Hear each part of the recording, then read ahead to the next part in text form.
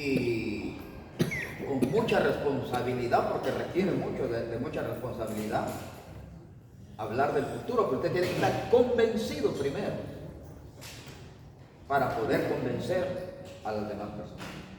Así que entonces vamos a orar. Padre, en el nombre de Jesús, en el nombre de tu Santo Espíritu, en esta bendecida mañana, Señor, te damos gracias por la vida, por la oportunidad que nos das de estar aquí presente, Señor, y asimismo de estudiar tu palabra, Señor. Muchas gracias por permitir que tu palabra esté en nuestra boca, Señor, en nuestros oídos, procesada en nuestra mente, oh amado Dios. Gracias, gracias, gracias. Amén y amén. Muy bien. Así que en cada religión hay una escatología. Y es ahí donde nosotros vamos a tratar de ver esas escatologías, pero no vamos a decirle amén a todos. ¿Verdad, hermano? En este caso, la escatología más peligrosa es, voy a anotar aquí un nombrecito,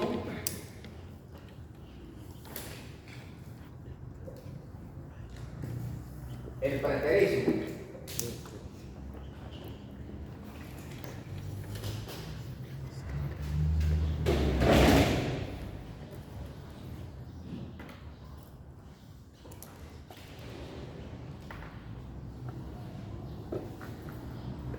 La base del preterismo es que ya todo lo que se dijo en Apocalipsis, ya todo está cumplido, y que en el año 76 después de Cristo, ahí fue el último cumplimiento. Así que ya no hay nada que temer. Y con todo respeto, el que maneja esta escatología es Roma. Si usted va a tener un debate ardiente con estas personas, ellos le dicen que no, que ya sucedió. ¿Y año, dijo? Perdón. ¿Año? ¿Año qué? 60 ahí. En el año, para ellos, en el año 76, ahí terminó, 76, después de Cristo. correcto. O sea que 33 años más tarde de que Cristo murió y se fue, 33 años más tarde, 43 años más tarde, porque es 76, ahí se cumplió todo. Entonces, ya no hay nada que temer. 76. Pero este preterismo es porque ellos así piensan. Entonces la palabra ahí anotada, preterismo, está diciendo que ya no debemos de tenerle temor a nada porque ya lo que está escrito ya sucedió. Así que solo esperamos ni siquiera la segunda venida de Cristo, porque todo el que muere ya está allá arriba. Entonces no hay ni siquiera juicio porque todo el que muere ya está allá arriba. No hay ni siquiera infierno porque todo el que muere pasa un rato por el purgatorio y ya está allá arriba. Entonces no se pierde nada. Pero la Biblia dice lo contrario. El texto clave de Apocalipsis es 1:19. Anótenlo. El texto clave de Apocalipsis es 1:19.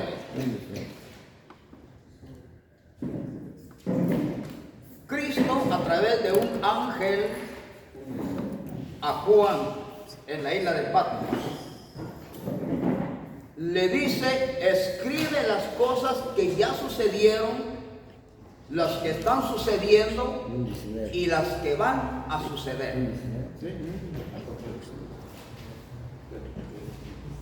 ¿Qué quiere decir ese texto bíblico? 1:19. Las cosas que vistes. Cuando Juan fue llamado, él vio muchas cosas.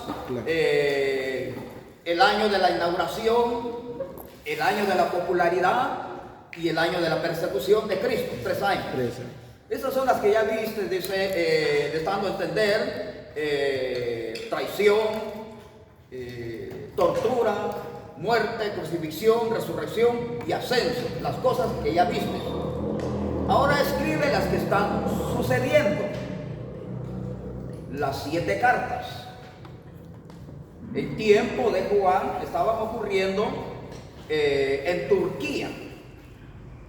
Quiero decirles en esta mañana que la cuna de la escatología no está en ningún otro lugar geográficamente, sino que entre Grecia y Turquía. Grecia y Turquía son países que están pegaditos, solo los divide una frontera nada más. Y el texto dice claramente, hay una carta a Éfeso, Turquía. Hay una carta a Pérgamo, Turquía. Hay una carta a Esmirna, Turquía. Hay una carta a Tiatira, Turquía. Sardis, Turquía. Filadelfia, Turquía. Laodicea, Turquía. Y termina con una firma del Espíritu Santo. El que tiene oído para oír, oiga lo que el Espíritu dice a las iglesias. Quiere decir que en Éfeso había bastantes iglesias. En Esmirna había bastantes iglesias. En todas por el plural que usa.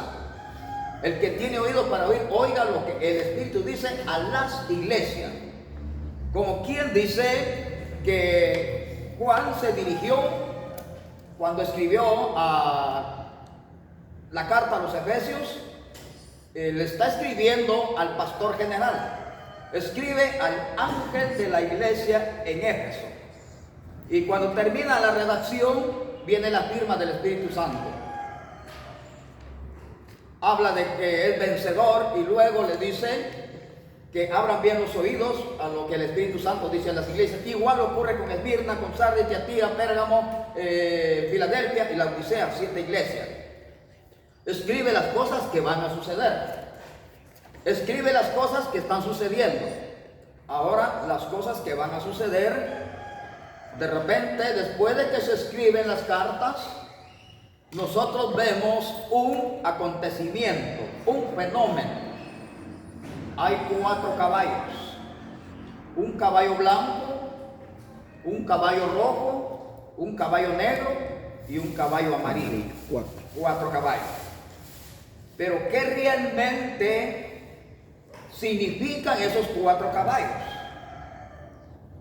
Vamos a dejar que la Biblia explique qué significan esos 4 caballos, porque tiene una serie de explicaciones esos caballos. Por ejemplo, en el preterismo dicen que fue el tiempo de los reyes, los emperadores que persiguieron a la iglesia, y ahí estuvo todo. Los señores testigos de Jehová dicen que en el año 1914 empezaron los 4 caballos y terminó con la pandemia que hubo hace 100 años. Usted va a leer toda esta clase de libros y se va a dar cuenta. Y también los señores adventistas dicen que en el año 1844 Jesús entró al tabernáculo. Se tardó mucho tiempo para entrar. Y luego los señores mormones dicen que Jesús vino a Estados Unidos y levantó otros 12 apóstoles, y ahí está el fin de todo. Pero la Biblia dice lo contrario. Si nosotros le preguntamos a Jeremías qué significan los 4 caballos, si nosotros le preguntamos a Ezequiel qué significan los 4 caballos, nos vamos a ir de espalda. Jeremías 15:3 y Ezequiel 14:21. Ahí vamos a encontrar qué realmente significan los 4 caballos. Por eso el texto dice, escribe las cosas que ya sucedieron. El mártir del Calvario, pues ya. Lo que está sucediendo, las 7 cartas. Por ejemplo, el mismo Juan está prisionero en la isla de Patmos por causa del Evangelio. Porque él mismo lo dice, yo prisionero en la isla de Patmos. Ezequiel. Ahora 14:21. Y Jeremías 15:3. Ahí dice lo contrario de las otras escatologías. Ahí dice claramente que vienen a este mundo los últimos 4 castigos y los últimos 4 juicios a esta tierra. Pero es escatológico.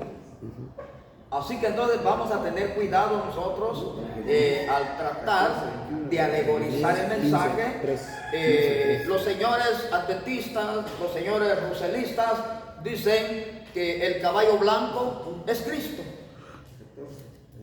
Pero al observar el texto dice ahí al caballo blanco, y se le dio una corona, no dice la corona, se le dio una corona. Entonces, a Cristo no se le puede dar una corona porque Él es Rey de reyes y Señor de señores. En cambio, ese caballo blanco representa al anticristo y por eso se le da una corona.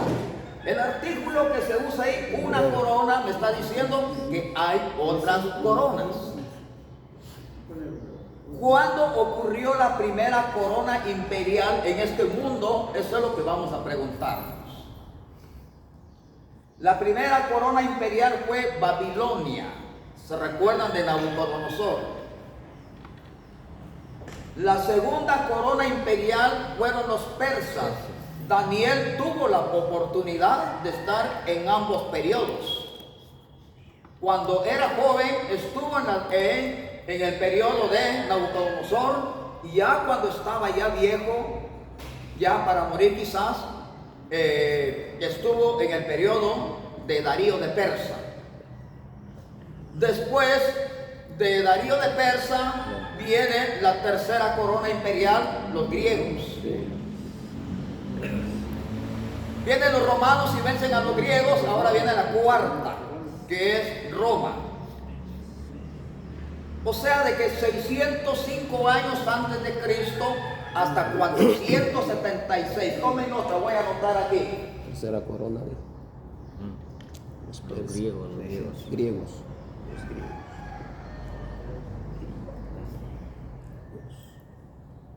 Cuarta corona. Tome nota, 605 años antes de Cristo, 476 después de Cristo. Corona, Roma. Ahí tenemos 4 imperios. Babilonia, Persia, Grecia, y cada uno tuvo un rey. ¿Se recuerdan? Babilonia, Nabucodonosor. Persa, Darío. Con los griegos, Alejandro el Grande o Alejandro Magno. Con los romanos, los emperadores. Ahí está, ese fue por eso es que Daniel ve una bestia y no tiene una descripción, sino que dice que es una bestia grande y terrible, porque es la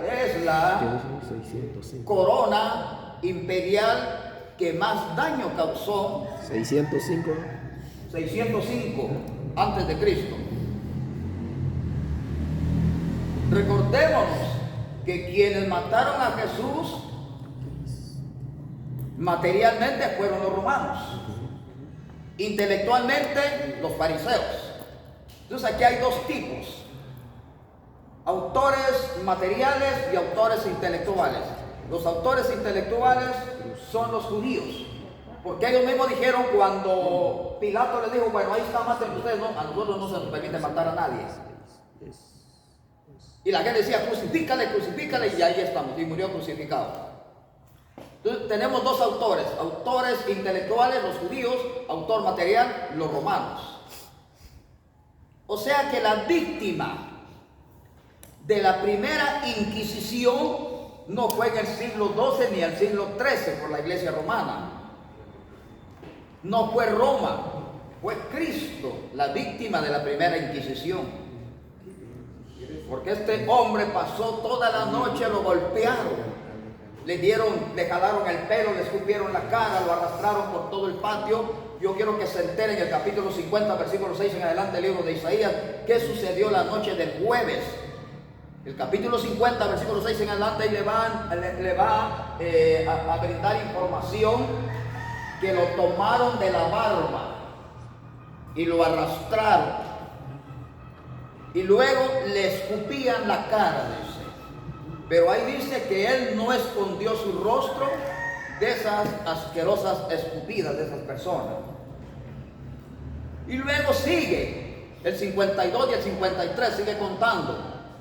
¿Quién no se fue de Isaías 53? Sin embargo, viendo todo esto, lo que Isaías cuenta, este periodo tardó hasta 476 después de Cristo. Después todos los países ya agarraron independencia y ya fueron acomodándose cada uno. De repente,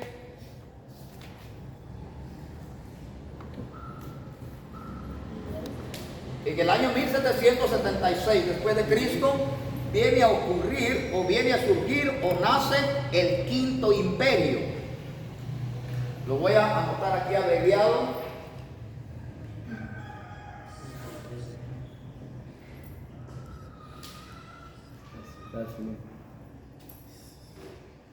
Esa es la quinta corona. Y creo que usted, obviamente, usted es testigo de esto. Ningún país se mueve si no es bajo la orden de Estados Unidos. Así es. Ahorita hay un arancel que ellos han puesto a todos los países del mundo. Los que están recibiendo remesas ahorita, que se apuren y que hagan algo, porque en diciembre le cae impuesto, pero grande, a las remesas. Y es a nivel del mundo. Productos que entran y salen, todos van a tener un impuesto grande. ¿Cómo es posible que toda la gente va a aceptar todo eso? Muy sencillo, porque Estados Unidos es el imperio número 5. Sin embargo, al estudiar 7, 8 y 9 de Daniel, Daniel ve un carnero, dice, aparece un quinto animal. Ve un carnero que está bien fortalecido, bien gordo, bien lanudo, pero de repente dice que sale del abismo el macho cabrío, dice ahí. Daniel 7. Ahí está. Y lo aplasta y lo desmenuza. Ahí se acaba el imperio. Yo no puedo anticiparme a decirle a usted, en tal año o tal mes aparece el anticristo, porque yo sería alimentar falsas esperanzas, yo sería alimentar, fertilizar más la mentira, porque en Daniel 11:21 dice que vendrá sin previo aviso. Ese es el problema. Daniel 11:21. Viene sin previo aviso. Y ese anticristo, ¿será que va a tener un nombre así como nosotros? Él se llama Pedro, yo me llamo Pedro, ella no le echan 50, Diego, Miguel. ¿Será que va a tener un nombre? No, él ya lo tiene desde la antigüedad, y al leer usted el capítulo escatológico de la segunda carta de Tesalónica, capítulo 2, él se llama hijo de pecado, hijo de perdición. Ese es su nombre. Ahí está. ¿Para qué? Y cuando Jesús estuvo aquí en la tierra, también contó a sus discípulos y dijo, uno de ustedes es el diablo. Pero dijo algo, el versículo 12, 17-12, a todos los guardé, menos al hijo de pecado, hijo de perdición. Mire cómo trató a Judas. Y cómo Pablo vuelve otra vez a repetir esa expresión. Entonces, ese es el nombre. Ahora, anticristo es porque él viene en oposición a Cristo. La palabra anti es oposición. Entonces, tenemos que entender que si ahorita hay alguna pequeña lucha, cosas que hay en la vida, y si no resistimos a esto, menos en el tiempo de la persecución. Más fuerte, hermano. Y este es el peligro de que el preterismo dice que ya sucedió, que no tengan pena. Estos son los que mayor riesgo están corriendo, porque cuando ocurra lo que dice Daniel 11:21, cuando ocurra lo que dice Daniel 11:45, porque en Israel hará su palacio, dice. Cuando ocurra Daniel 8:23, porque será un hombre de super cerebro, dice. Entonces, ¿qué van a hacer esa pobre gente que se confiaron en darle amén al preterismo? Y en esto hay que tener cuidado. Daniel 11, donde es super cerebro. Daniel 8:23. 8:23. Ya Daniel ya no usa figuras. Cuando usa figuras lo pone con 7 cabezas. Pero si usted ve a un personaje con 7 cabezas, usted sale huyendo, sale corriendo, porque le va a dar miedo. No, esa figura ahí se está diciendo que es super cerebro la persona. Gracias a Dios hay un contexto en Daniel 8:23. Será un hombre, dice, entendido en enigmas. O sea que ese hombre resuelve cualquier misterio. Pero no nos olvidemos que es ciencia terrenal, Diabólica. animal, diabólica, Santiago 3:15, 1 Timoteo 6:20. Hay que saber identificar a este personaje. Entonces, tenemos aquí 1776 para hoy 2025. Pero hay una cosa que está ocurriendo en Estados Unidos ahorita. Aparte de que hay un arancel, de que hay grande inversión en armas, grande inversión en bombas.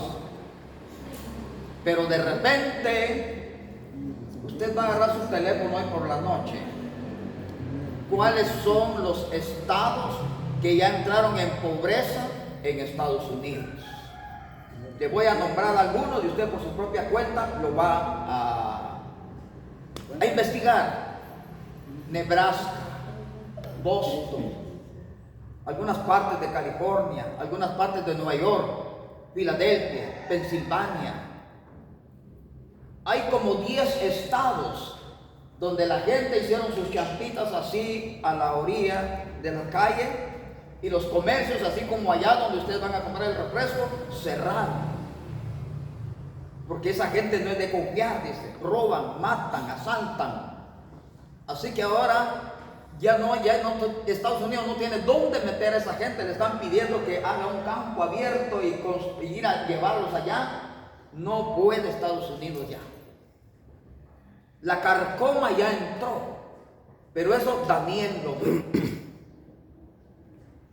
Así que entonces hoy estamos en el periodo de la quinta corona. Y luego el capítulo 6 dice, y se le dio una corona.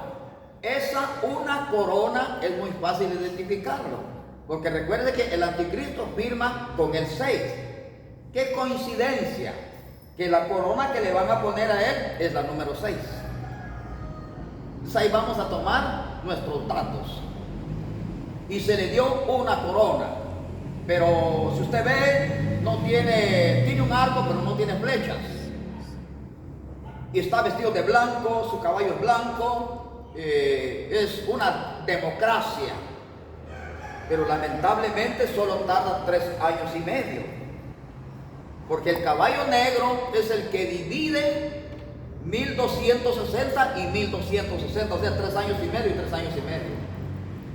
Cuando se cumplen los 1290 días, dice Daniel, se dará la abominación desoladora, y lo repite Mateo 24:15.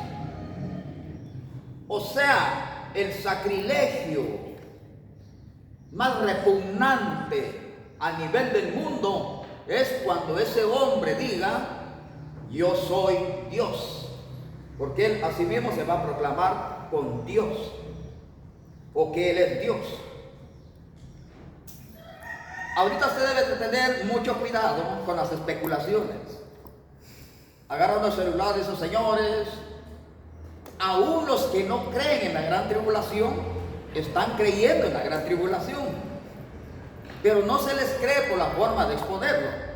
Dicen, tengan cuidado porque ya la marca ya está. Y a cualquier cosa extraña que ven, la marca ya está. Pero ¿cómo es posible que un pretribulacionista diga que la marca ya está si ellos son abogados de que la iglesia no va a ver la tribulación? O sea, la marca todavía no está. No, todavía no, hermano. Va a ser literalmente. Fíjese pues, oígame esto, mucha atención. El caballo negro es la división. 1260. Ahí está. ¿Por qué razón? Porque durante el caballo negro todavía se gasta con dinero. Todavía se compra trigo con denarios. Todavía se compra cebada con denarios. Pero según Daniel, cuando se cumplen los 1290 días, vendrá la abominación desoladora. ¿Qué quiere decir abominación desoladora? Cuando él diga, yo soy Dios.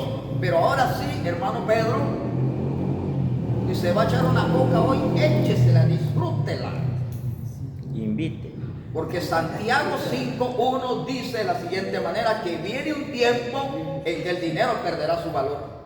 Santiago 5:1. Bueno, me tengo que ir a orar por usted al hospital, pero ahí se va. Pero entonces, tome nota que en el capítulo 13 de Apocalipsis, las monedas desaparecen y aparece una marca nada más.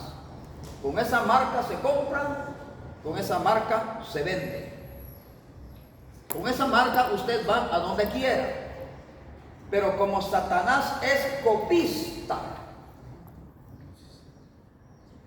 ustedes van a estudiar por cuenta propia, porque la Biblia, oiga muy bien, Amós 3:8 dice: y yo no haré nada aquí en la tierra hasta que no revele mis secretos a mis siervos, dice en ese texto. Amós 3:8: no haré nada a la tierra hasta que no revele mis secretos a mis siervos, no a cualquier persona. Entonces, Daniel 12:4 nos tiene a nosotros un dato muy importante con respecto a la segunda venida de Cristo. Pero ¿qué va a suceder antes de la segunda venida de Cristo? La tecnología avanzará. En su Biblia dice la ciencia, que es lo mismo. Muy bien.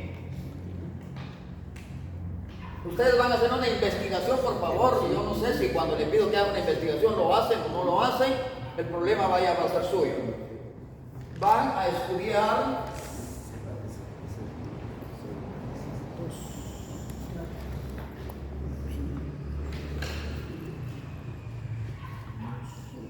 los datos biométricos. Este es lo último que la tecnología, que la ciencia ha dado.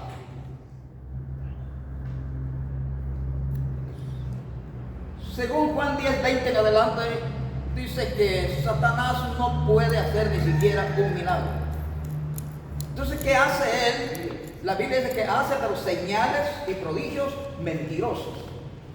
Eso sí puede hacer él. Pero usted tiene que ver con mucha anticipación. Los datos biométricos es fácil investigarlo, es reciente, va a imprimir y se va a detener un momentito ahí.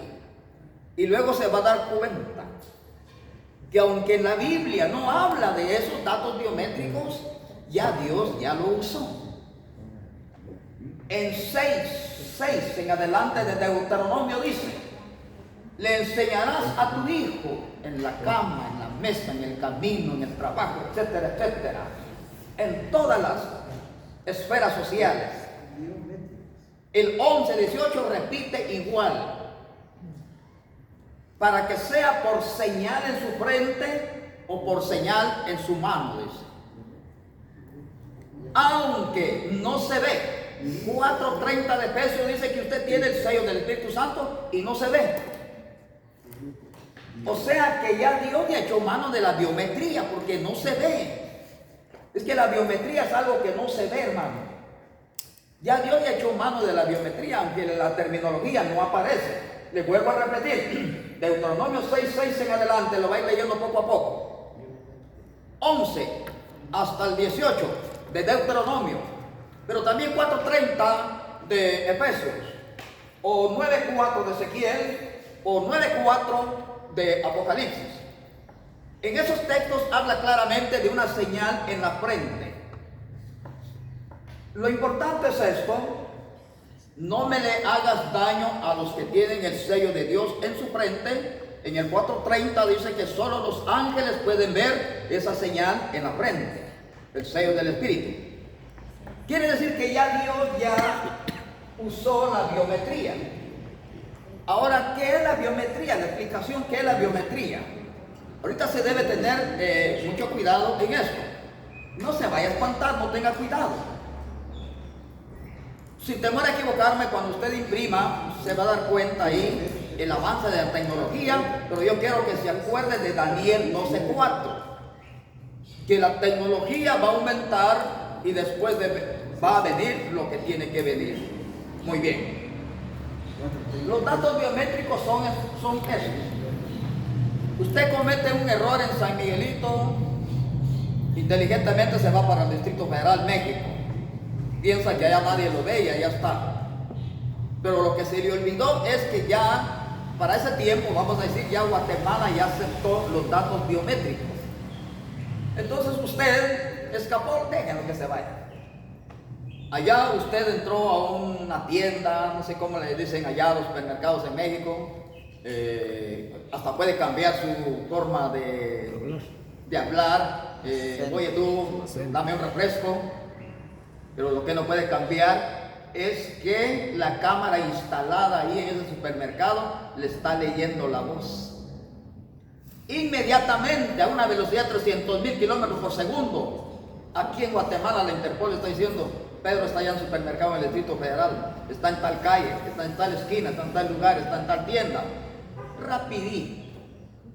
Pero si usted no quisiera hablar, usted entra al supermercado y me gusta, no sabe que hay una cámara que lo está leyendo. ¿Qué le está leyendo la cámara? Le está leyendo la iris, la pupila, la retina, la córnea, el nervio óptico, y luego le dice a quién pertenecen esas piececitas del ojo, la esclerótica, le está diciendo: pertenece a Pedro. Rapidito lo van a agarrar. ¡Qué facilito! Ese es un aparato. ¿Perdón? La cámara. No, es un sistema tecnológico, sí, donde todos los países, ya usted cuando haga su investigación, ya muchos países en Sudamérica ya están usando ese avance tecnológico. Así que las pobres personas que se dedican a robar, a secuestrar, se les va a acabar el negocio, porque ahora, si una persona está secuestrada, una persona o mató, cuestión de minutos, horas, quizás días nada más, pero es capturado. ¿Por qué? Porque la tecnología está siendo avanzada. Primero empezamos con el baby chip, el microchip, el chip y todas estas cositas que nos impresionó bastante. Pero va aumentando.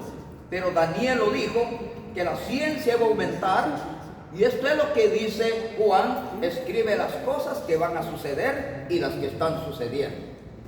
Entonces yo quiero que ustedes tomen como investigación esto, que son los datos biométricos. Entonces ahora Satanás viene y copia esto.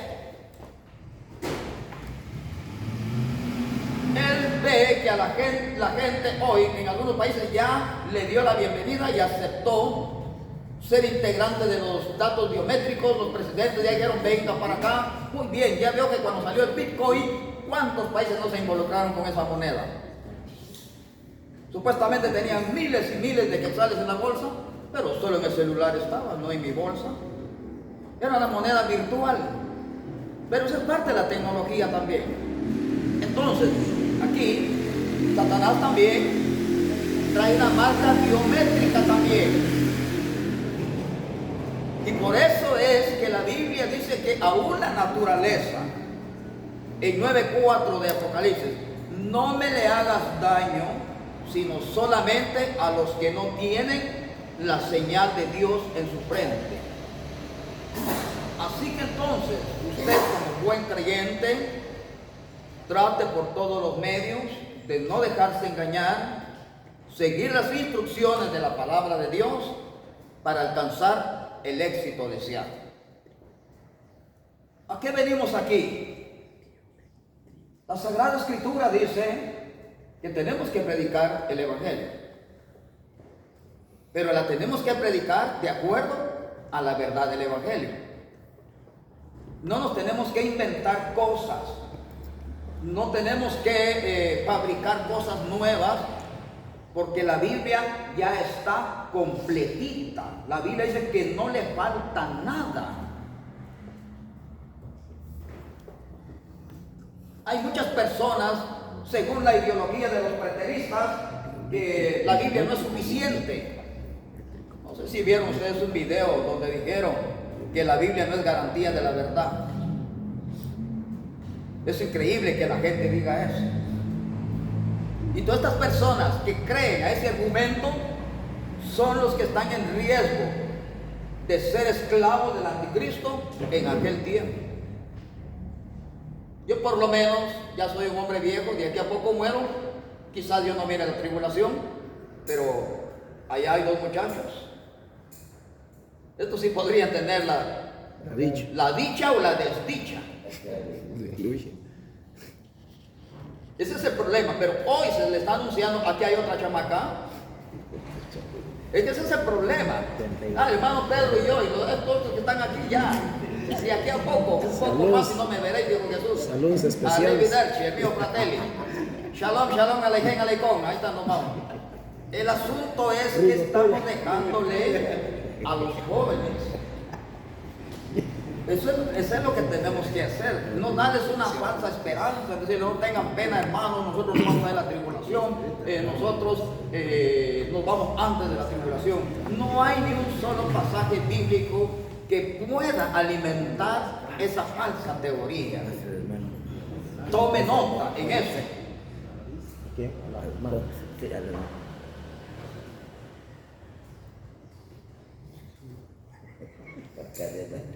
no hace chivo, hermano. Tome nota en esto, por favor. La alegoría mística es esta, que dice que así como Dios salvó a Lot de Sodoma y Gomorra, así Dios salvará a la iglesia.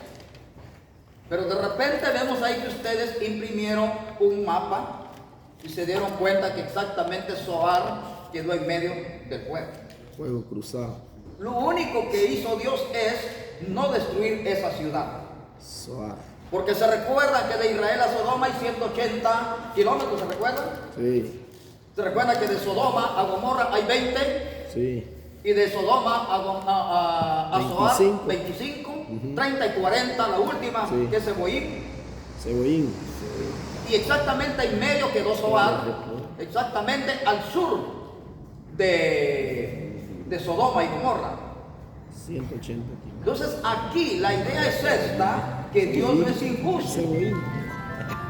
sino que como este hombre, la misma Biblia lo trata de justo, pues Dios le guardó la vida.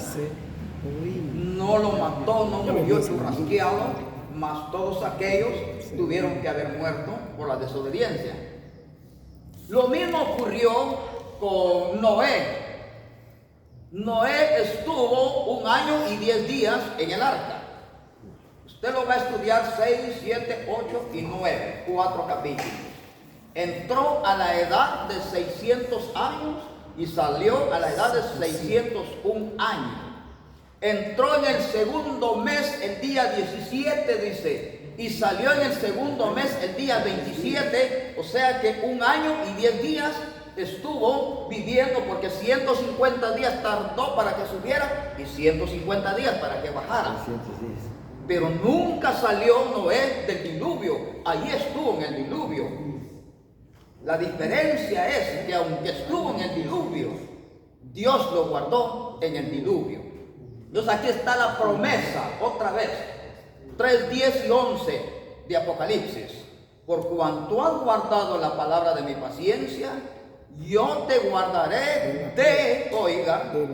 de la prueba. No dice antes, está usando una preposición que está hablando de presente. Yo te guardaré de la hora de la prueba que viene a este mundo sobre todos los moradores. Pero el texto no termina ahí, termina en el 11. Sé fiel hasta la muerte, le dicen a la persona que le escribieron. Sé fiel, he aquí yo vengo pronto. Le está hablando de la segunda venida a ese pastor. Entonces ahí no hay esperanza de que el pastor es sacado con su iglesia antes, porque no se usa la palabra antes, sino la preposición de. O sea que denota presente. Yo te guardaré de. Aquí está, como que cayera un gran aguacero. Ahorita cuando estamos aquí dentro, somos guardados de la lluvia. Viniera un gran huracán, somos guardados de ese huracán. Aquí estamos guardaditos. Entonces, eso es lo que sucedió también en Noé. Al leer usted el capítulo 11 de la carta a los Hebreos, dice que Dios guardó a Noé. Se vuelve a repetir otra vez. Pero Noé ahí está. Su nave está al garete, está en vaivén, él está allá adentro, quizás está alabando a Dios, adorando a Dios, la Biblia no lo registra, pero lo que sí sabemos es que Dios lo guardó. Entonces lo mismo dice la Sagrada Escritura en el 9:4, que Dios nos va a guardar a nosotros también. No me le hagas daño, sino solamente a los que tienen la marca del diablo en su frente. Entonces hay que tomar en cuenta eso. Hay muchas corrientes escatológicas en la cual nosotros vamos a analizar, por favor. Vamos a ponerla sobre la mesa y cotejarla con la Sagrada Escritura. La Biblia está codificada. ¿Quiere leer usted el tiempo del arrebato? Empieza en 2 Tesalónica 2 y termina en 1 Tesalónica 4:13. La misma Biblia lo dice. Al leer usted 2 Tesalónica capítulo 2, al pie se lo manda, la misma Biblia lo manda a 1 Tesalónica 4:13 hasta el 17 y 18. Segunda de Tesalonicenses. ¿Dónde empieza y dónde termina? Segunda de Tesalonicenses. Ahí empezamos con la historia. Capítulo. El capítulo 2, versículo 1 al 9. Pero se van a dar una muy buena sorpresa. Escriban, por favor. Segunda de Tesalonicenses y primera de Tesalonicenses. La segunda carta. Segunda carta. Luego 2, se van a 4:13 en la primera carta. 4:13.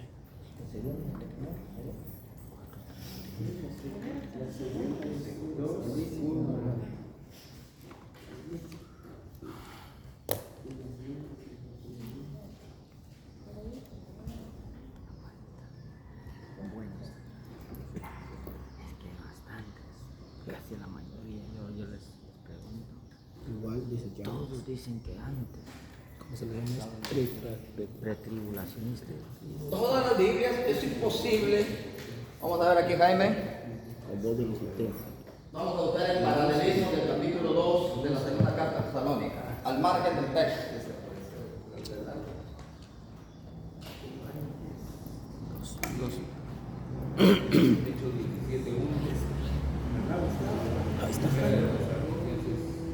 4:15 al 17 y Daniel 11:36. ¿Se dieron cuenta?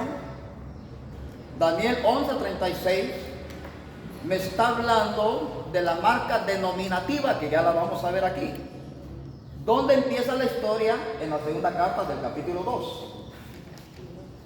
Ahí tenemos que empezar a leer acerca del arrebato.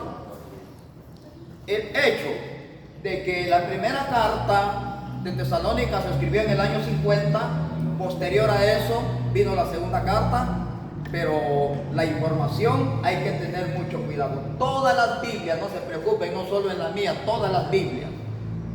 Al ver usted ahí, el paralelismo del capítulo 2 lo va a llevar a la carta anterior. Lo va a llevar a Daniel 11:36 y al 17 del libro de los Hechos.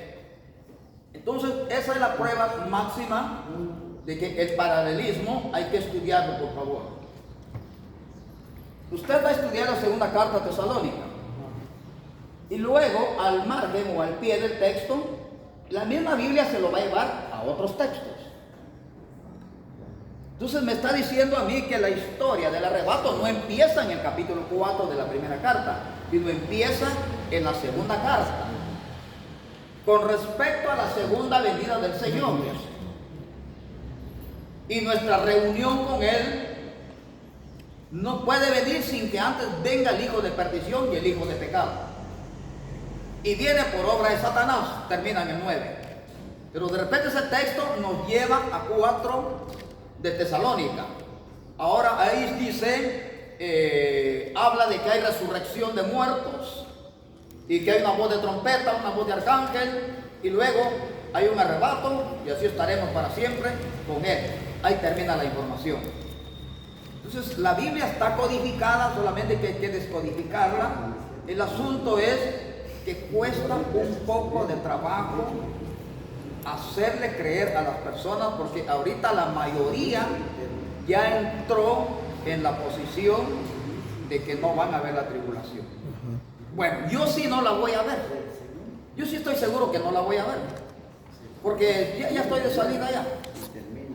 Fíjense que todos estamos, bueno, algo irónico que está sucediendo ahorita es que nosotros los viejos deberíamos de estar adelantándonos. Son los jóvenes los que están adelantando. Sí. A diario leo y veo noticias puros jóvenes están muriendo. Antes del tiempo. Sí, al contrario, porque seríamos nosotros los que estuviéramos enterrando a los jóvenes. Perdón, los jóvenes no estarían enterrando a nosotros, sino que nosotros estamos sepultando a los jóvenes. Al contrario.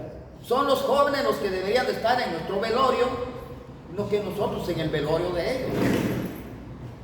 Pero entonces, esto es anticiparle a la persona de cuidarse al que se va a quedar, al que va a tener la dicha o la desdicha de quedarse a la gran tribulación. Entonces, cuando usted nota ahí en Daniel 11:36, en el paralelismo que le muestra la segunda carta de Tesalónica, hay que tomarla en cuenta, por favor. ¿Por qué razón? Porque Dios no es injusto. Vamos a leer un texto de la Biblia. Por favor, Eclesiastés 3:22.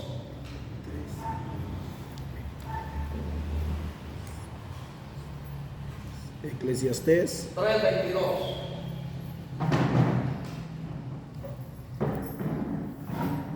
Aquí vamos a encontrar un gran reto.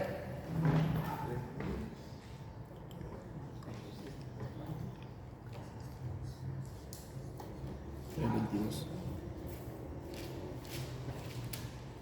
3:22. Así pues, he visto que no hay cosa mejor para el hombre que alegrarse en su trabajo, porque esa es su parte, porque ¿quién lo llevará para que vea lo que ha de ser después de él? Vale, ahí está el reto. Y esto nosotros tenemos que asumir esa responsabilidad y enseñar a las personas y enseñarnos a nosotros qué es lo que va a ocurrir después de la muerte, que está diciendo ahí. No está diciendo durante la muerte, sino después. Oiga lo que usa después. Así que hay 7 eventos después de la muerte. Anoten por favor un encabezado: 7 eventos después de la muerte. Mucho cuidado, no dice durante la muerte, porque el texto no dice durante la muerte, dice después de la muerte. Si hay alguien que le pueda enseñar lo que sucederá después, y el texto, si lo leemos completamente, habla de muerte. 7 eventos después de la muerte. Ajá, 7 eventos después de la muerte. Vamos a ver. Número 1. Después de la muerte hay una resurrección.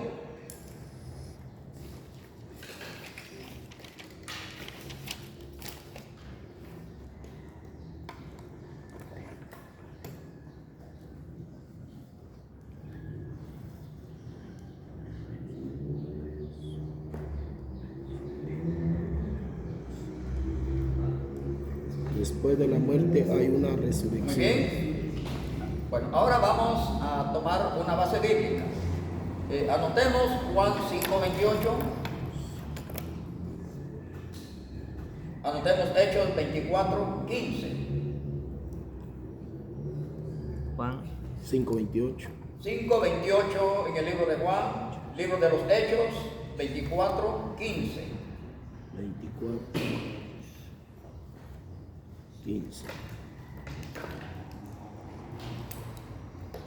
Este es el primer evento después de la muerte. Hay una resurrección. En su Biblia y en mi Biblia dice el 24:15 el libro de los Hechos, 5:28 el libro de Juan. Y viene la hora, no dice que ya es, viene la hora en que los muertos escucharán la voz del Señor. Un evento tan maravilloso. Eso es lo que la gente no quiere creer. La gente no quiere aceptarlo. Los preteristas, con ellos no hay problema, porque usted murió hoy y una vez al reino de los cielos, no hay problema. Usted no va a ver estos 7 eventos. Si usted es de la religión, usted no va a ver esos 7 eventos. Pero la Biblia dice que sí hay resurrección. Algo tan importante es esto, que más adelante lo vamos a usar. Y que el preterismo lo usa mucho, pero por favor usen la gramática. Recuérdense que en una oración, sujeto, verbo y predicado y artículo. Son 4 cosas que se tienen que anotar ahí. Dice ahí, yo soy, sujeto, Cristo. La resurrección. ¿Y qué más sigue diciendo? A ver si se recuerdan. En la vida. Y la vida. Y la vida. Luego utiliza el verbo creer. Aunque esté muerto, Vivir. vivirá. No dice sigue vivo. Por favor, mucho cuidado con eso. Vivir. Ahí no dice sigue vivo. No, vivirá. ¿Qué señala ahí? Futuro. Yo soy la resurrección y la vida. El que cree en mí, aunque esté muerto, vivirá. Entonces, mucho cuidado ahí, vivirá. Me está diciendo entonces que la persona al morir no va al reino de los cielos. Y Jesús lo aclara en 20:17 de Juan, cuando él falleció en su forma humana, él no fue al cielo. Porque en 20:17 de Juan le dijo a María Magdalena, no me toques porque yo no he subido allá arriba. El mismo Jesús lo dijo. Sin embargo, los señores preteristas, ellos dicen que al nada más morir las personas, no sé si han visto en las redes sociales, porque hay un montón de cosas que son en apariencia son inocentes. Muere un perro, el perro va para el cielo. Muere un gato, va para el cielo, y hay otros gatos esperándolo, y hay otros perritos esperándolo. Y bueno, la gente lo hace porque ama a sus animales, pero esto es incorrecto. Ni nosotros hemos subido al cielo, menos los perros van a ir allá. Eso no se puede, es incomprensible, porque en Isaías 35 dice que allá arriba no hay animales, porque es camino de santidad. Ahí dice claramente que ahí no hay animales. Claro, pues el capítulo 11 de Isaías pues usa una parábola donde habla de una culebra, habla de que un niño toca un animal y oso, y en otra parte de Isaías se vuelve a usar la parábola, pero eso es género literario. Género literal, el capítulo 35. Ahí habla que ahí no hay animales porque es camino de santidad, porque es Sión, la ciudad de Dios. O sea, por ejemplo, sobre la faz de la tierra, ahorita hay un sinfín de animales, pero estos ya no van a ver arriba. No, Solo sus... yo quiero que lea los primeros 10 versículos del capítulo 35 de Isaías y se va a dar cuenta que ahí dice claramente, primero habla de las discapacidades físicas. Aquí es donde se comete el error con el preterismo, que ya todo sucedió con los señores testigos de Jehová, con los señores adventistas, que ya todo sucedió. La historicidad también es otro peligro, porque todo lo asocian a la historia. Pero tome nota que el texto bíblico, en su sentido literal, dice ahí que cuando Cristo aparezca, el que es mudo suelta la lengua, el que es sordo escucha, el que es ciego abre los ojos, el que tiene amputación o mutilación se recupera. Y luego Juan dice que regresa a los años de su juventud. Pero seguimos envejeciendo, seguimos enfermándonos, siguen personas atropelladas que pierden sus extremidades y no sabemos si al rato nos toca a nosotros. Entonces, el preterismo enseña que ya Cristo vino en el año 1914 al año para acá. En el año 1944 se dijo que Cristo había venido, pero no ha hecho lo que tenía que hacer. El preterismo romano también dice que a todo sucedió, pero no hay ni una sola, un cumplimiento de lo que Cristo prometió en su segunda venida. Entonces, eso nos hace apartar el oído de eso. Pero sin embargo, la Biblia me habla a mí de 7 eventos. Y el primer evento es que hay una resurrección después de muerte. Evento número 2.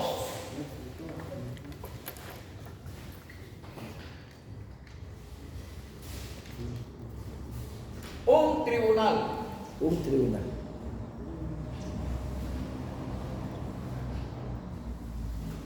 Este registro está en el Salmo 9:7. Salmo 9:7. es decir,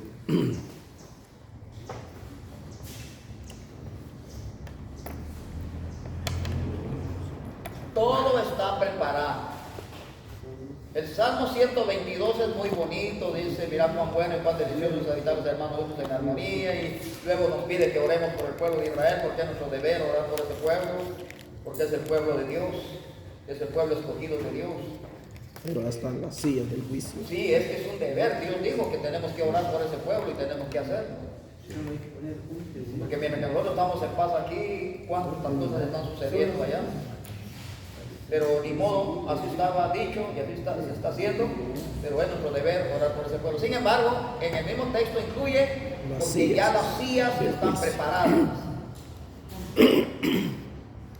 Las sillas del O juicio. sea que una de esas sillas que habla ahí en el 122, yo tengo que estar sentado ahí escuchando. Ahí arriba. Claro. Va a haber silla. Pero el Claro. juicio. A ver si ya no quiere Pobre estar la parado ropa. el hermano. La ropa de uno. Allá no tiene usted necesidad de lavarla, porque son vestiduras santas, Ni se va a bañar uno. 122.5. ¿verdad? Sí. 122.5 de Salmo. El texto habla muy bonito. Mirá cuán yo me alegré con los que me decían a la casa de Jehová iremos. Qué bueno. 122.5 de Salmo.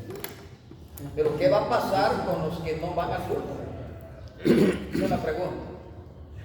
¿Qué va a pasar los que no van a adorar? Los que no van a escuchar la palabra. Las sillas del juicio. Los que no van a escuchar cuando es día de enseñanza. Porque hay días de prédica y días de enseñanza. ¿Qué va a pasar con eso? Y luego, ¿qué va a pasar con el que está enseñando también? Entonces, de acuerdo al 122 y el verso 5 que está leyendo el hermano, las sillas ya están preparadas. No dice que están ocupadas, están preparadas. Muy bien. Entonces, pero el hermano Pedro se preguntó, ¿dónde? ¿En el cielo, aquí en la tierra? En el cielo. En el Salmo 9:7 dice que el trono de Dios está dispuesto para el día del juicio. Sin embargo, después del tribunal hay un tercer evento. Escriban ahí, entra el juez.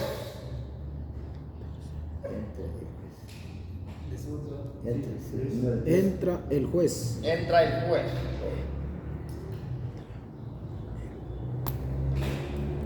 Registremos 2 Timoteo 4:1.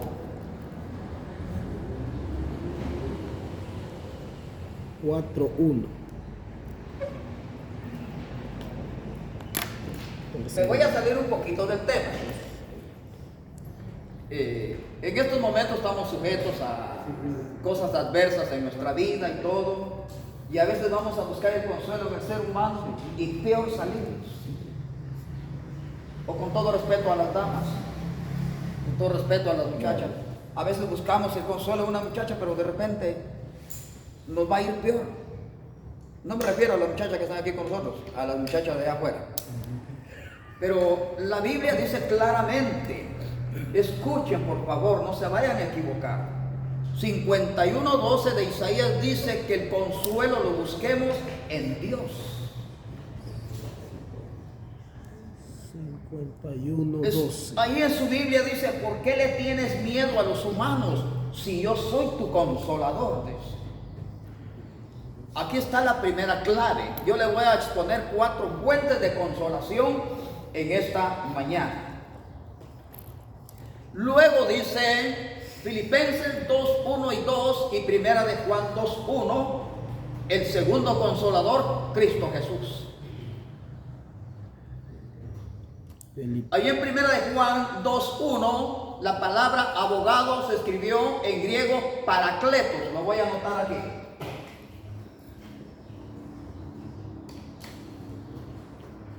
Ahí, Primera de Juan. 2.1. Paracletos, paracaleos. Aquí aquí estoy hablando en griego, paracletos, paracaleos. ¿Qué quiere decir consolador o consolación? Cité Filipenses 2:1-2 y Primera de Juan 2:1-2, qué casualidad. Fíjense pues, Filipenses 2:1-2 y Primera de Juan 2:1-2.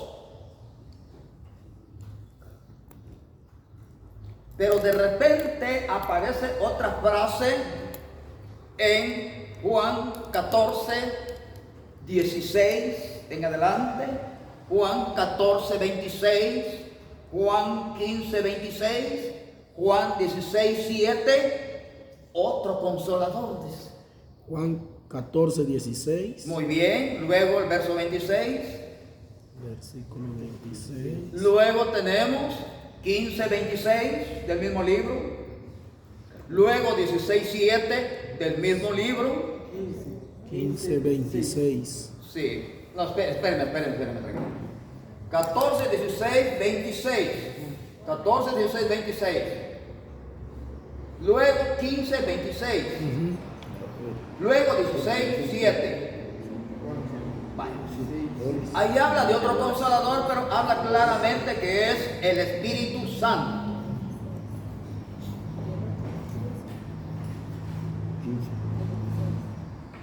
15:26 y Juan 16:7. Ahí está. Pero de repente, en el Salmo 119 y el versículo 50, ahora yo quiero que alguien, si trajo Biblia, que lo lea.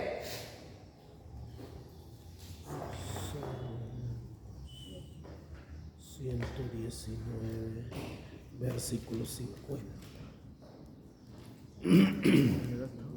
¿Cuál? ¿Qué quiere? Salmo 119, versículo Ella 50. es mi consuelo en mi aflicción, porque su dicho me ha vivificado. Muy bien. Escuchen el valor cuantitativo y cualitativo de la Sagrada Escritura. Ella es mi consolador, dice David, el autor del Salmo 119. La palabra de Dios. Ningún otro, sí, yo puedo tener otro libro, tengo libros de psicología y de filosofía, de cualquiera una otra cosa. Y me pongo a leerlos y qué bueno, despeja uno la mente. Pero el verdadero consolador, la biblioterapia, es la misma Biblia. Porque David dijo, ella es mi consuelo. 4. Pero ¿por qué saqué a relucir eso? Porque en Primera de Juan 2:1 leímos que Cristo hoy es abogado. Pero de repente, el tercer punto, encontramos que hay un tercer evento, entra el juez. ¿Quién es ese juez? El que hoy es abogado, mañana será juez.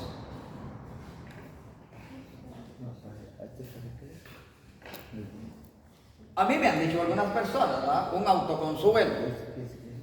Cuando yo vea, hermano, que el cielo se abra y esté tronando y todo, y yo vea que Cristo venga, yo me voy a arrodillar y le voy a pedir perdón, y yo sé que Él es amor y yo me voy a alcanzar a salvar. El asunto es que la escatología de Pablo es muy certera, porque en 9, 27 y 28, Hebreos primero habla de que quiere morir, de que resucitar, y luego habla que Cristo viene por segunda vez, pero ya no viene con relación a los pecadores, dice, sino a los que hicieron su voluntad, los que le amaron, los que le tuvieron temor, los que le adoraron en espíritu y en verdad. Por ese tipo de personas viene Él. Entonces, si yo hago una pregunta ahorita, me voy a convertir en evangelista.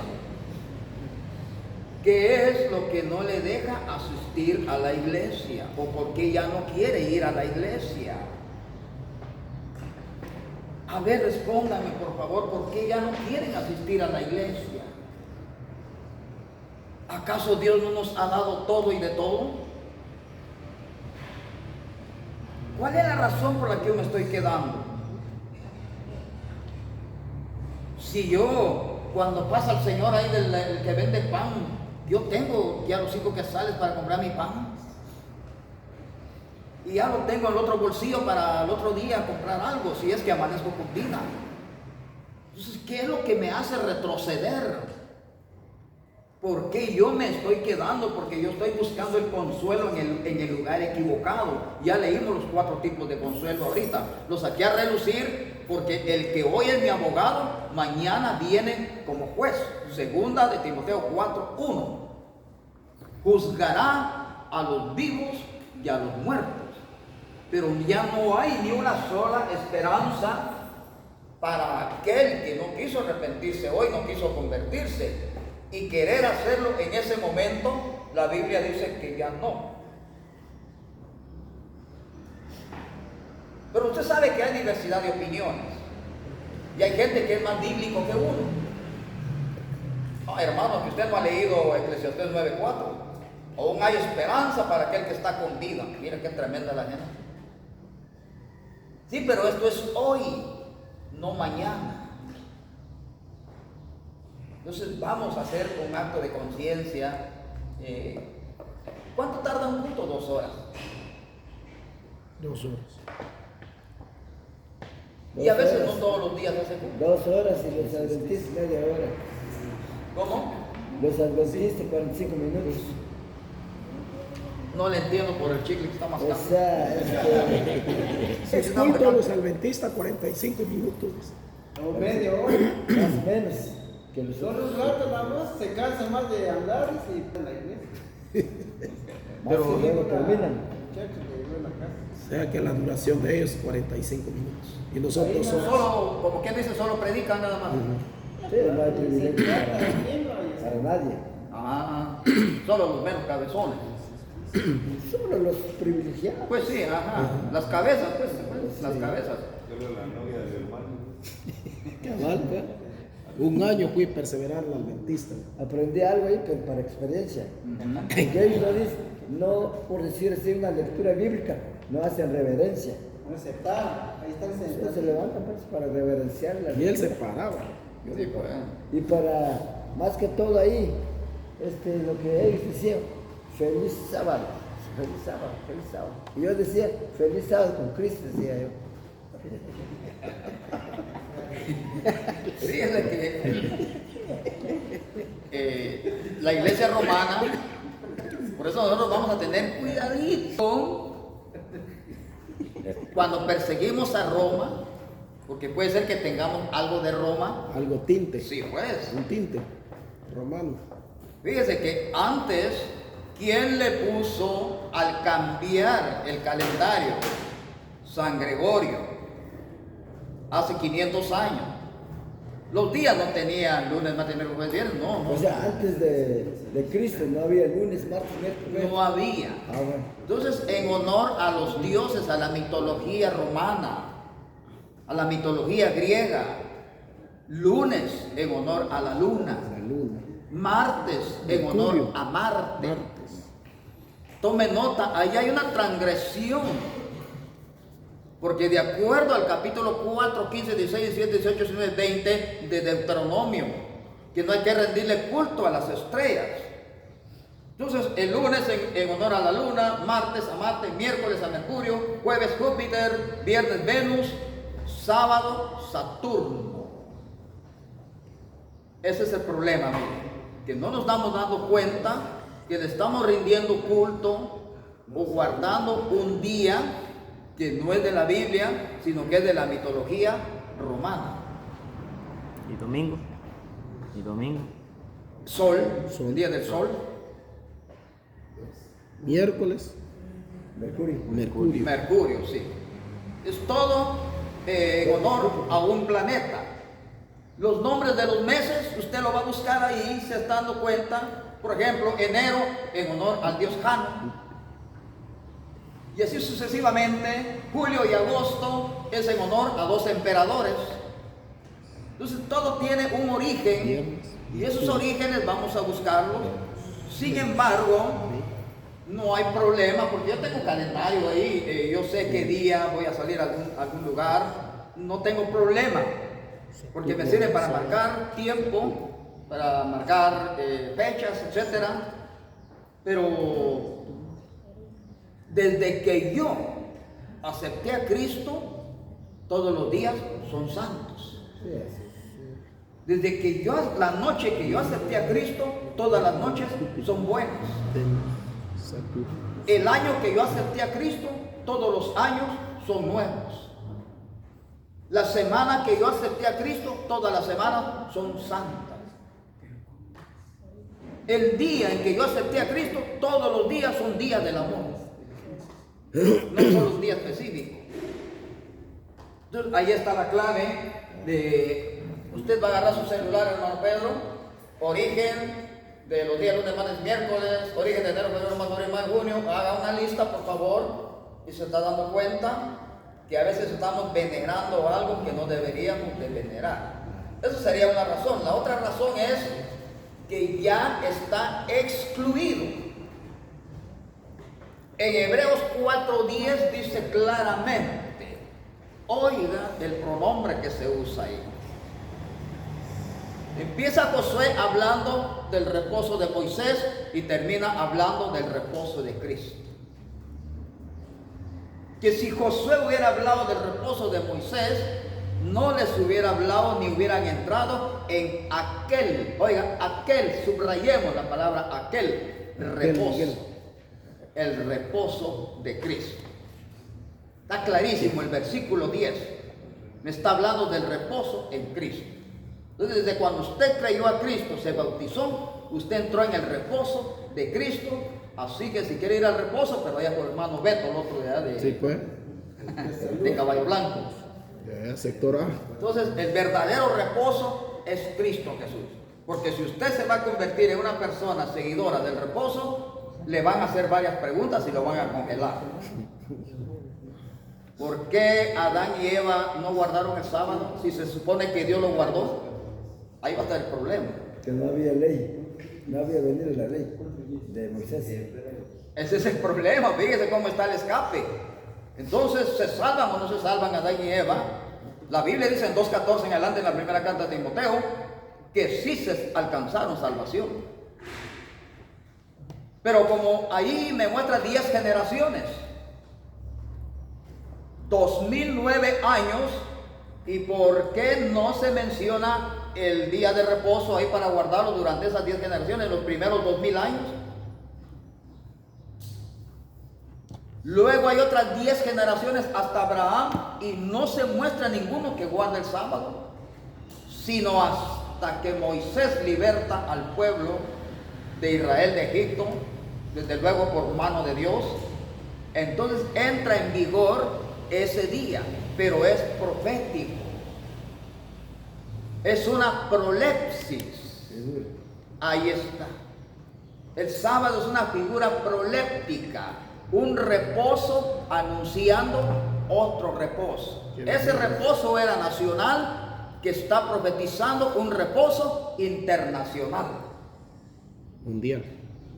Y luego el profeta Oseas dice que ese reposo nacional un día se iba a acabar.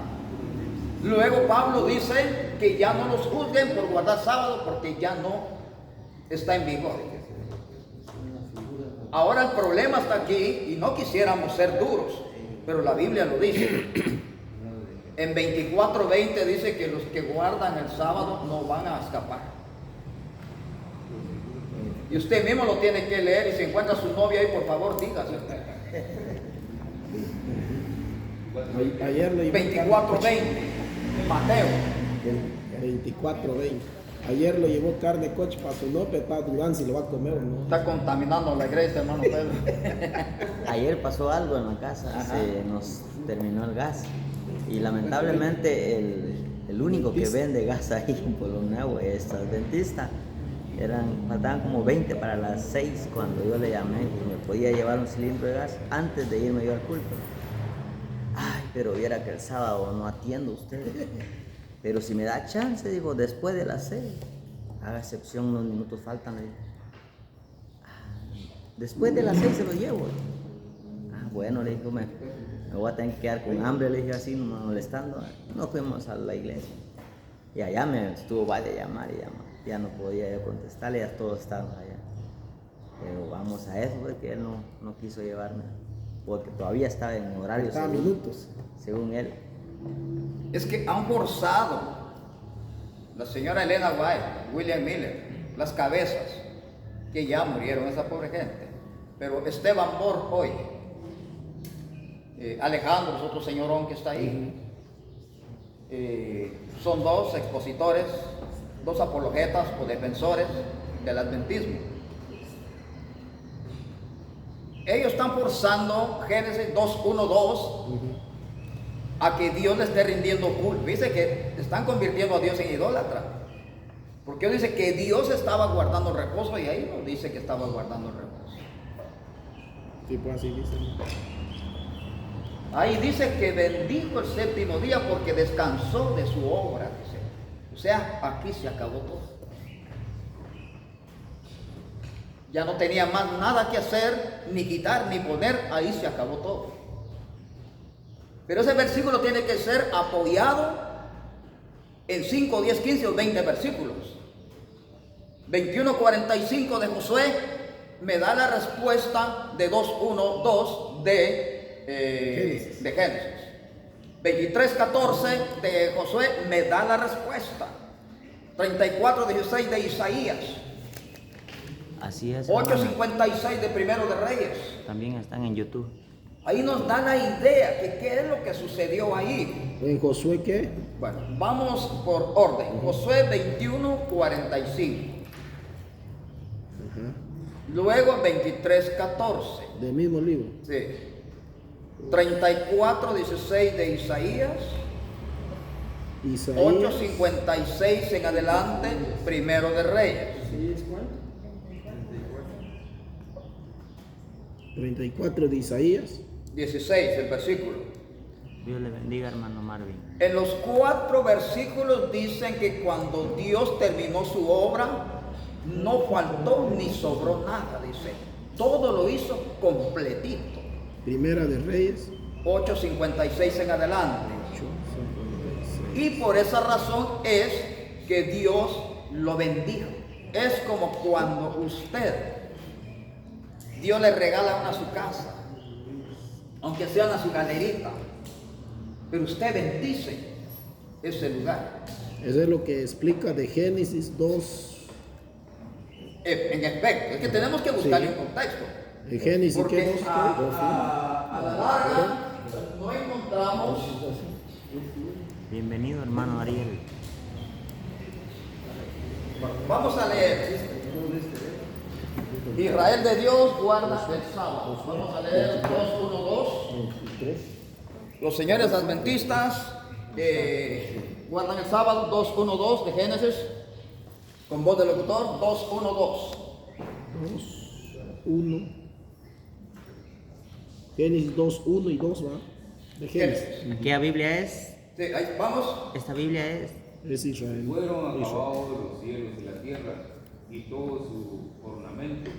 Y acabó Dios el séptimo día su obra que hizo, y reposó el día séptimo de toda su obra que había hecho. Hoy reposó el día séptimo de toda su obra que hizo. No dice que reposó en el séptimo día, sino que reposó de toda la obra que había hecho. Israel de Dios. Biblia adventista. Y fueron acabados los cielos y la tierra, y todo su ornamento. Y acabó Dios en el séptimo día su obra que hizo, y reposó el día séptimo de toda su obra que había hecho. De toda su obra. ¿Cuál obra? Ustedes lo acaban de leer en 21:45 de Josué, 23:14 de Josué, 34:16 de Isaías, 8:56 en adelante de Reyes. Que de toda la obra que Dios hizo, no sobró ni faltó, sino que todo completito. No faltó ni una sola palabra, dice. No faltó nada. Esa es la razón, pero ahí se sobreentiende que Dios no está guardando el día séptimo, sino está bendiciendo la obra que Él hizo y la terminó perfectamente.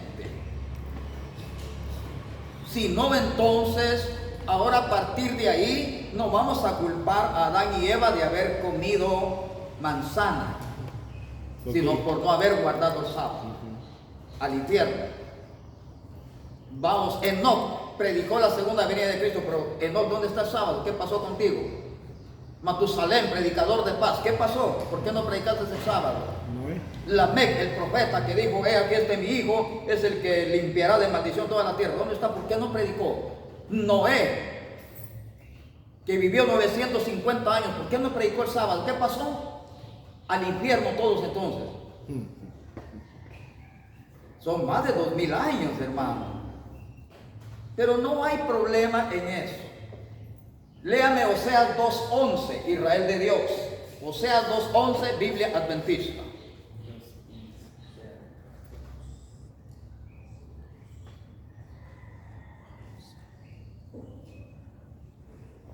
Nos salimos un poquito del tema, pero esto es para que Aclarar. tengamos, sí. Oseas 2:11. Sí, por favor. Y haré cesar todo su gozo, sus fiestas, sus nuevas lunas y sus sábados y todas sus festividades. Perfecto. Haré cesar, o sea, le pondré fin a tus sábados. Israel de Dios. 2:11. Y haré cesar todo su gozo, sus fiestas, sus nuevas lunas y sus sábados. Muy bien. Todas sus festividades. ¿Cuándo cesó el sábado? Esa es la pregunta, porque eso tenemos que buscarlo. ¿Cuándo cesó el sábado? Carol, vamos a ver en 2:16 de Colosenses, Colosenses. También allá. Colosenses. 2:16. ¿Cuándo cesó el sábado? Por tanto, nadie os juzgue en comida o en bebida, o en parte de día de fiesta, o de nueva luna, o de sábado, lo cual es la sombra de lo porvenir. Muy bien, clarísimo. Ya el reposo viene en camino, Cristo. Igual dice en la Israel de Dios. Así que ahí la dejamos. ¿Se está dando cuenta? Sin embargo, hermana Caro, si usted me lee 4:10 de Hebreos ahí, por favor. Igual allá, Jaime, 4:10 de la carta de Hebreos. Hebreos. Ahorita que vimos Génesis, venía algo que estaba viendo yo, que cómo explicaría a usted la existencia de los dinosaurios, porque las fósiles que han encontrado sí existieron. Muy bien. Entonces, ¿Esa es la pregunta? Sí. Muy bien. Primero vamos a ver, solo vamos a escuchar qué dice Jaime allá, 4:10. Porque el que ha entrado en su reposo, también él ha reposado de sus obras, como Dios de las suyas. Muy bien. ¿Hay un paralelo ahí del versículo 10? Apocalipsis 6:11. ¿Y más? ¿Otro paralelo? Muy bien. ¿Aquí? Sí, lo mismo. Igual, muy bien.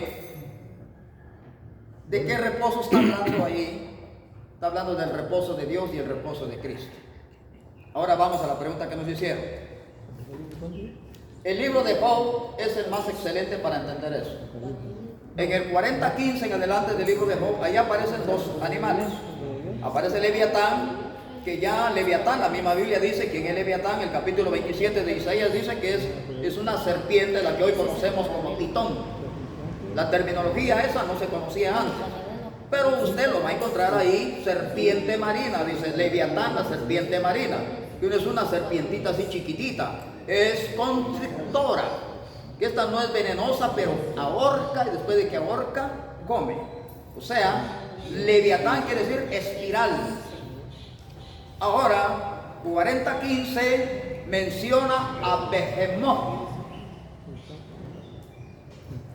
Y la palabra Behemoth. Es que coma hierro. Ahí está. ¿Se están dando cuenta? Igual que los güeyes, dice. Es un animal. Sí, es la.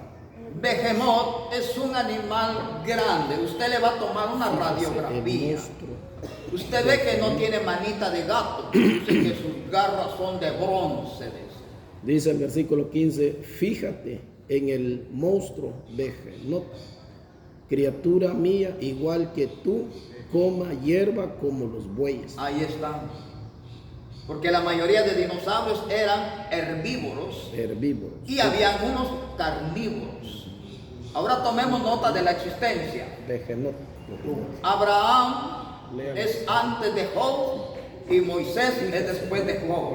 ¿Cómo sabemos que Job divide a Abraham y Moisés Que como hierba, como los... en los amigos que lo visitan? Los amigos que lo visitan, todos son descendientes de Esaú. Ahí está la clave del éxito. Usted va a ir marcando nombre por nombre de los amigos que llegaron ahí, Elifaz, Bildad, etcétera, etcétera. Y luego va a leer la genealogía de Esaú. Ahí aparecen esos muchachos. Entonces, ¿qué me está diciendo ahí el texto bíblico?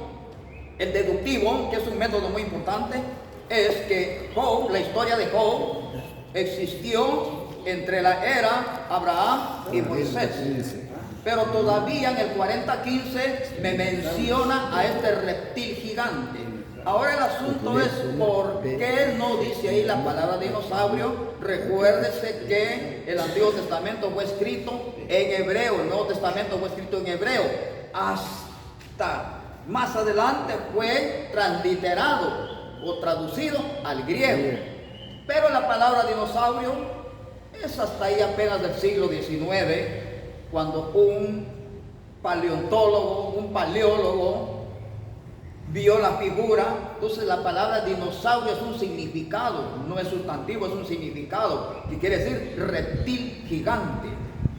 Entonces ahí, al tomar en nosotros la radiografía o una fotografía al versículo 15, lo vamos a ir leyendo. Es un animal enorme. Dice que apenas hasta aquí le llega al Jordán, la espesura del Jordán. No sé cómo lee, por favor, lea, siga leyendo, hermano. Ahora aquí ve, sí, dice, he aquí ahora de Henok, el cual hice como a ti que come hierba como el buey. Versículo 16 dice, he aquí ahora su fuerza está en sus lomos y su vigor en sus músculos de su vientre. Mueve su cola como un cerdo, cedro. Y Entretejidos están los tendones de sus muslos. Sus huesos son tubos de bronce, sus miembros como barras de hierro. Es la primera de las obras de Dios, que solo su hacedor le acerque su espada.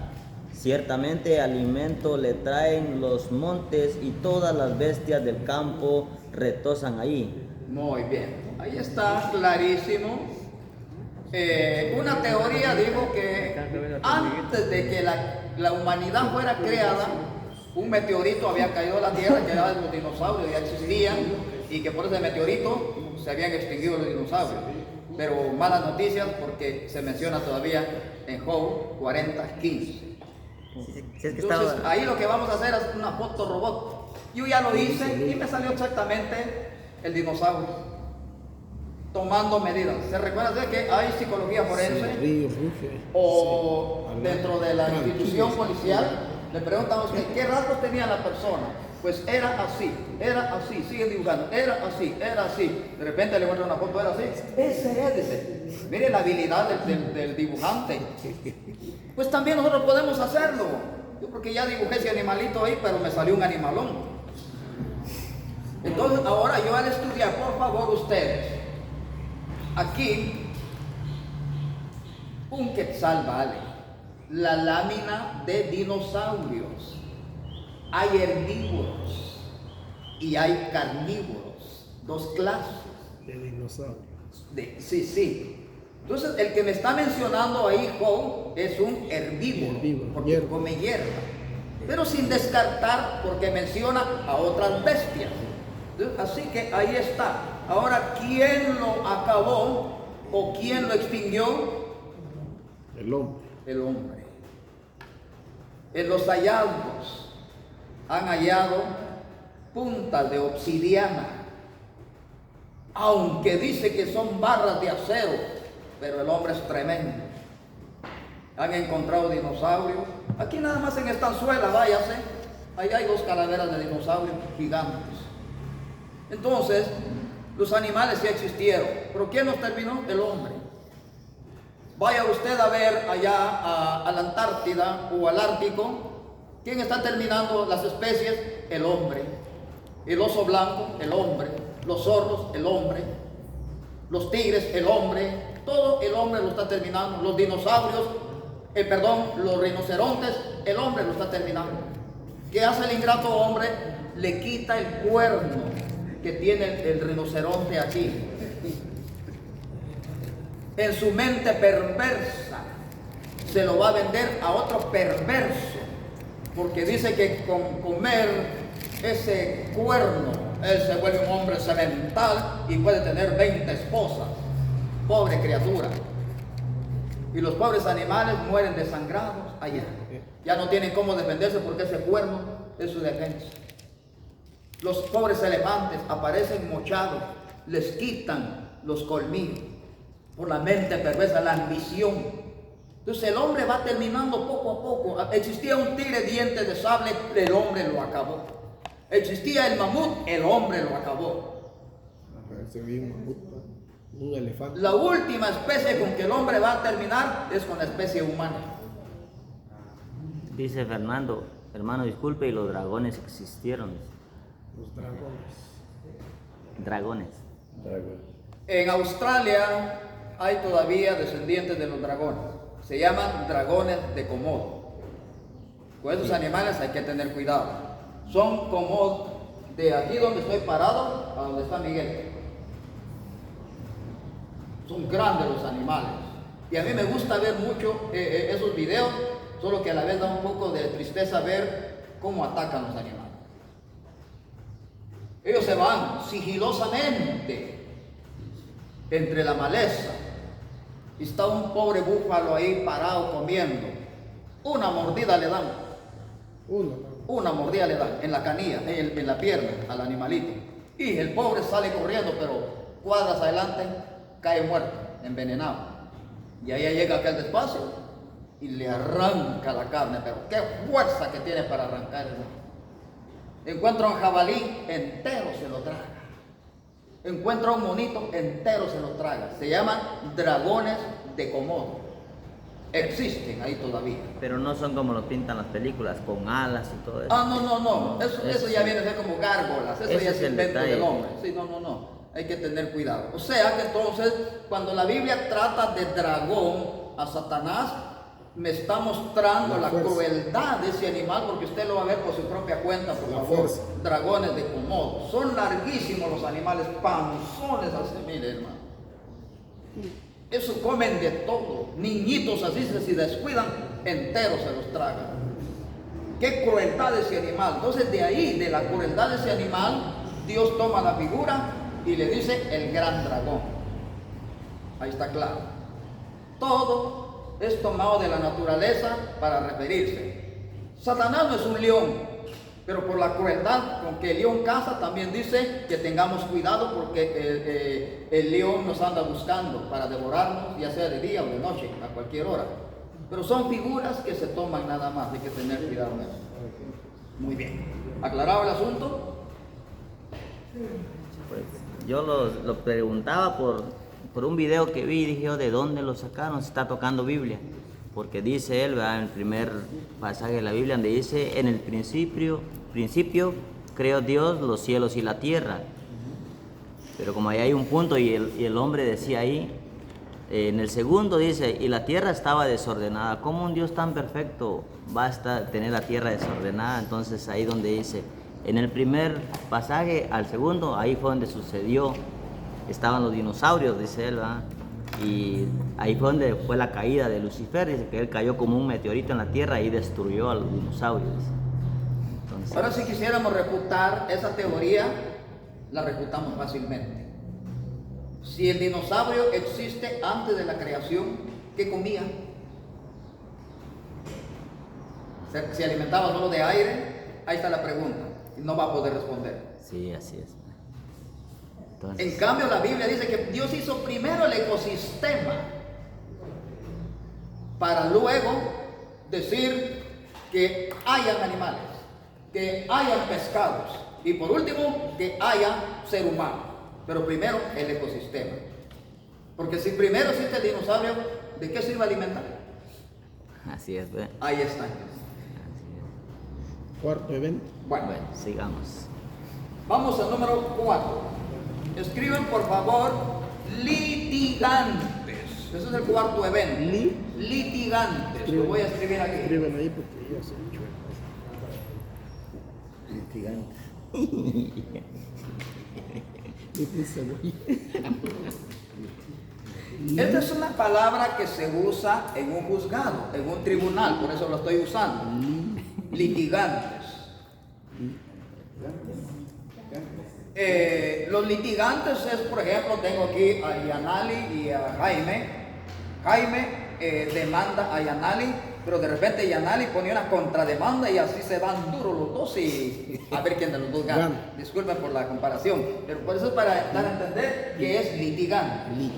Muy bien, entonces en el cuarto lugar aparecen litigantes. Vamos a ver Romanos 14:12.